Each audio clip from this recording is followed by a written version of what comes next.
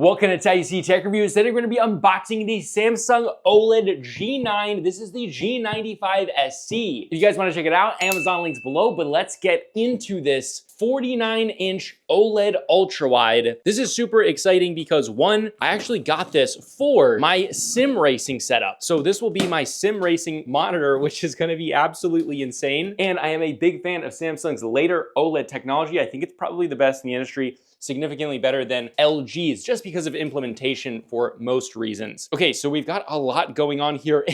Enormous power brick. Look at how large this power brick is. I have not seen a power brick this large, maybe on a monitor ever before. Look at the size of that power brick. Holy, this is my head and this is the power brick. That is huge. Definitely gonna have to do some cable management with this one. Then we've also got some, looks like some cables in here. Pulling that off, we've got a remote because I believe this has Samsung's like smart system. So you can do like cloud streaming from it, kind of has its own OS, which is kind of nice to have and actually will be super nice to have in a sim racing rig in case I get tired of driving. Well, I can sit down and watch some Netflix without having to use the keyboard. That is something that's very useful. But yeah, a very nice remote actually.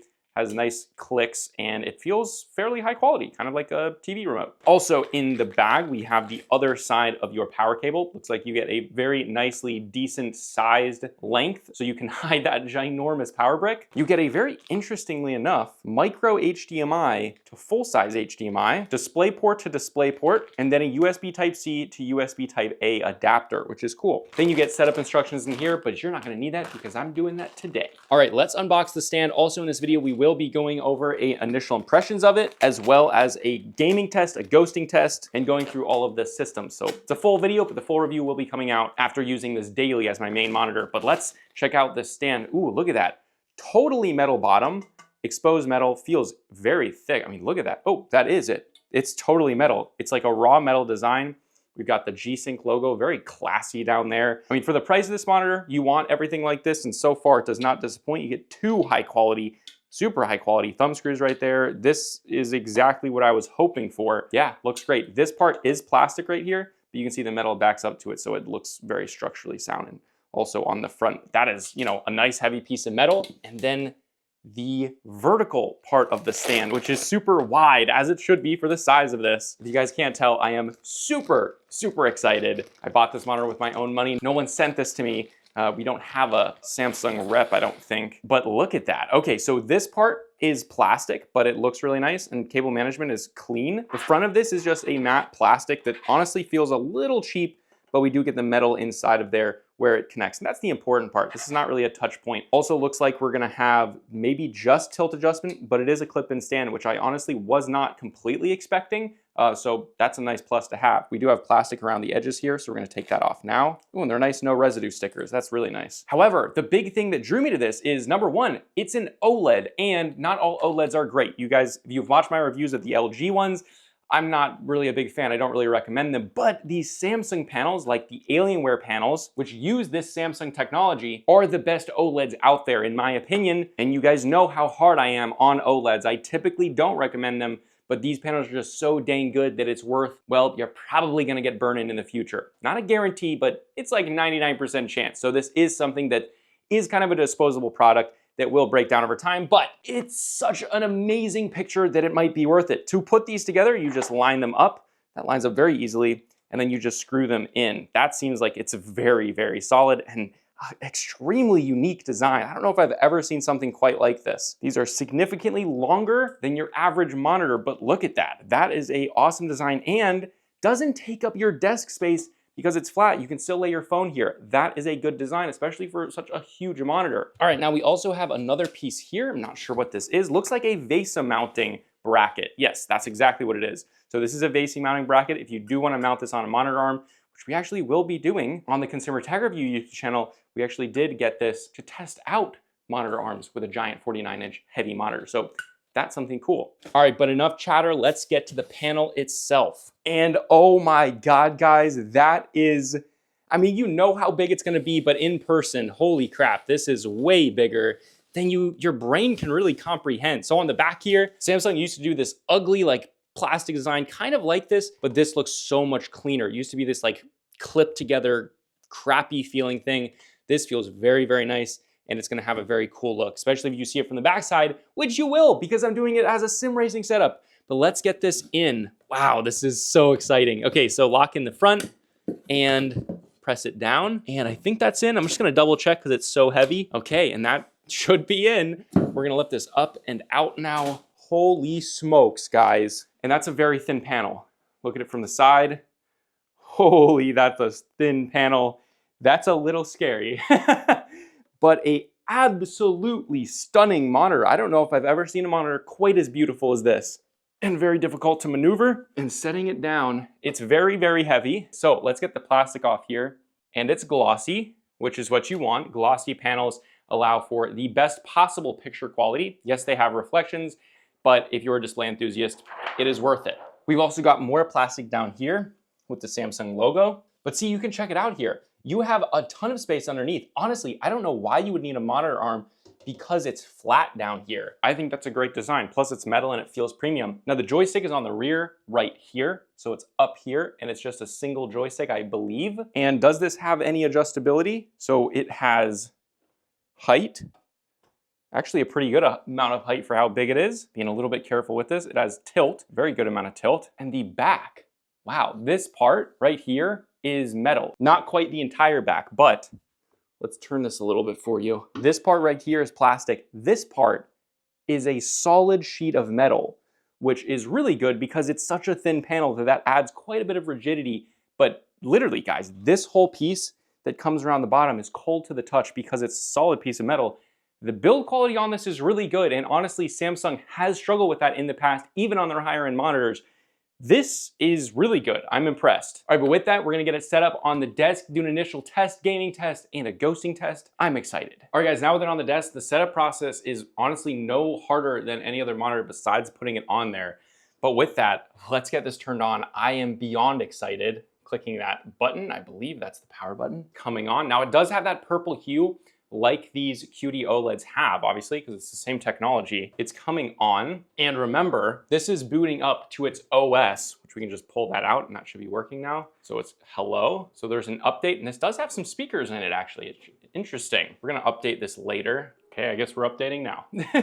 All right, guys, the update's done. All right, so we have to scan the QR code and do the setup process, which is a little bit annoying, but shouldn't take too long. All right, it says connecting to the screen now. And we can set it up to the Wi-Fi. The only thing that I don't like about having this system is that you have to go through this process almost like a smart TV to use it with your PC, and some of your settings go through this. I think I have this on the G65B, but it also can be pretty cool, especially for a sim racing setup. All right, guys, so we got through that, and now I just switched to the PC. So I didn't fully set this up because I didn't want to, but if we just click PC here, that kind of switches your input. Not quite as standard as your normal monitors, but okay, we are having some serious glitches. I don't know if you can see the image just keeps like glitching over. We're having some audio glitches. We're just gonna turn this off and try to turn it back on. That's a very cool turn off animation, but yeah, that's a little weird, honestly. Turns back on very, very quickly. Okay, so we're up on the screen now, but it's still having that problem with, maybe it's connection? I don't think so though. We're gonna try going to 240 hertz, see if maybe NVIDIA's having a hard time with it. I don't know what's going on. Okay, so we just made it 240 hertz and I don't know, it seems to be fine now. So not exactly what you want from a monitor this expensive, but oh my gosh, it looks really cool. It's just a black background for right now, but it's in its full 5120 by 1440p, basically two 1440p 27-inch monitors side by side at 240 hertz, and we can go 10 bits of color at that. And G-Sync compatible device right there, so it's G-Sync. All right, now we just did the Windows background, and it is so freaking wide. Now I use a 38-inch 21 by 9, so not quite as wide, but this is so cool to see. Let's get right in here and go into the settings, which there's no settings button, but I think you hold play, or do you hold, yes, so you hold play. It'll put you into like the gaming settings. So we can see picture mode here is in eco. Let's go standard.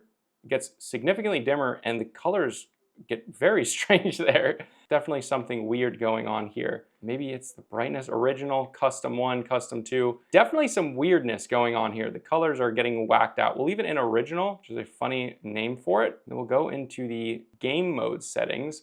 We have the adaptive sync where G-Sync is on. We have the core lighting off right now, but we're gonna turn that on. It's very responsive, and I do like that a lot. And there's tons of effects. We have a surround sound setting, black equalizer. So this is the HDR settings essentially. Then we're gonna go into picture here. Okay, so brightness here is only at 30, but I think it goes to 50. Let's turn it all the way up. Yeah, see, that's what I love about these Samsung panels. That is, it's not blindingly bright, but for an OLED, that's super bright. And honestly, for me in daily life, that is enough. And it's actually very, very pretty and vibrant. We have contrast here, sharpness, color, tints, contrast enhancer, HDR tone mapping. We have color tones. This is in warm. We have cool. That changes the picture quality very, very strangely. So that'll definitely be in the full review. Definitely gonna have to go through that. We have white balance here, which is nice. So you have a lot of adjustment, You have gamma, shadow detail, color spaces.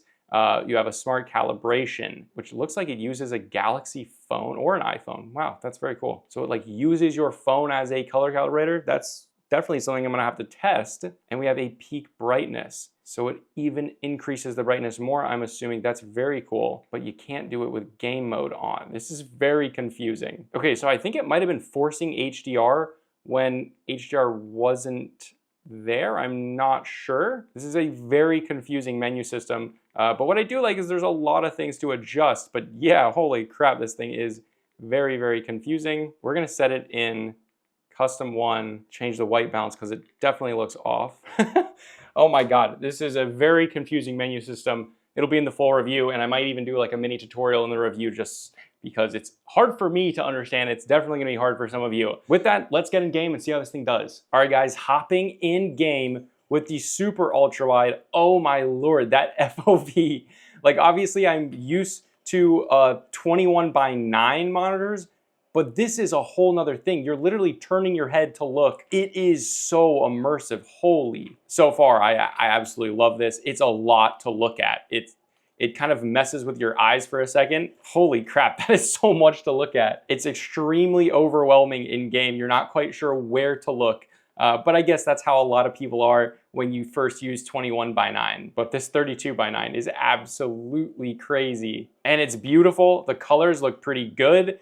I think this is definitely going to need some adjustment and some tuning because there's some weirdness going on, but in game it doesn't look too weird at all. And obviously this is just in SDR. HDR on this is going to be phenomenal as well. And the lights are on in the room. And because obviously this has that lack of a polarization layer, it obviously isn't going to be as good as it could because this room has lights on in it. Basically what that means is you need to have a darker or dimmer room to get the full black levels of the OLEDs. But holy crap, I mean, it's 240 hertz still, it's an OLED, so there's basically no ghosting, or the lowest you can basically get. Colors look nice and vibrant, and the sheer width of it gives you a competitive advantage because you have a higher FOV. Also, the clarity of the panel, because it's a glossy finish, is extremely good. I mean, this is a very, very pretty monitor. The brightness here, while nothing insane, is very good for OLEDs. Definitely some of the best, and literally no problems at all with like input lag. Like it's super, super fast. At least from a feeling perspective. This is not with any tests yet, but from a feeling perspective, it's extremely fast. But with that, we're gonna dim the lights and we're gonna see how it looks on a night map to really get that full effect, and we're gonna enable HDR at the same time. Okay, so immediately turning on HDR, it is significantly brighter. Overall, obviously OLEDs are going to change, but so far it's much brighter. All right guys, hopping in game on a night map now. Holy smokes.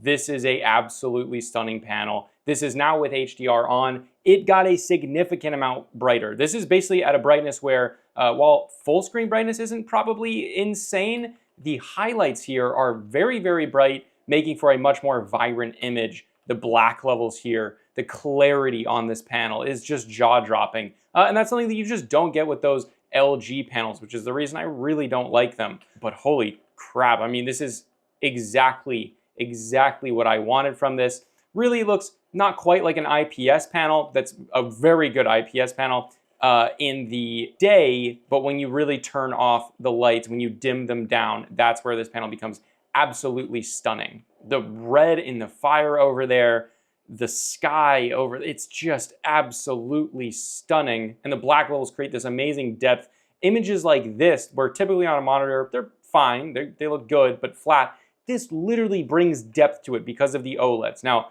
these Samsung panels are my favorite OLEDs, and couple that with 240 hertz, this super wide image is an extremely immersive experience. The most really immersive that you can probably get right now without going straight VR. But overall, yeah, I am super impressed. This is exactly what I expected. I've used enough of these panels now to kind of know what to expect. All right, but with that, let's do the ghosting test. We already know what we're gonna expect, and yeah, it's exactly as I expect.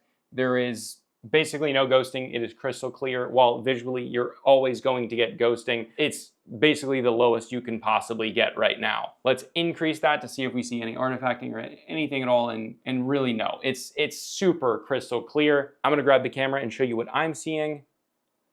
Yeah, exactly as I expect. Again, guys, if you want to check it out, Amazon links below, but I will be doing a full review, going in depth, testing it, and going over the menu system, because there's some things. When I was trying to do Battlefield 1, it takes a second to load in when going in full screen, and it would switch to the settings, which would then cause Battlefield to reset its resolution and HDR, and it was kind of annoying. So I'm gonna go through, see if maybe we can turn off some of those like smart settings, because I still would like to have that system because of maybe watching Netflix when I'm sitting in the sim racing rig. That'll all be in the full review, but this is Type C Tech Reviews, and I'll see you guys in the review.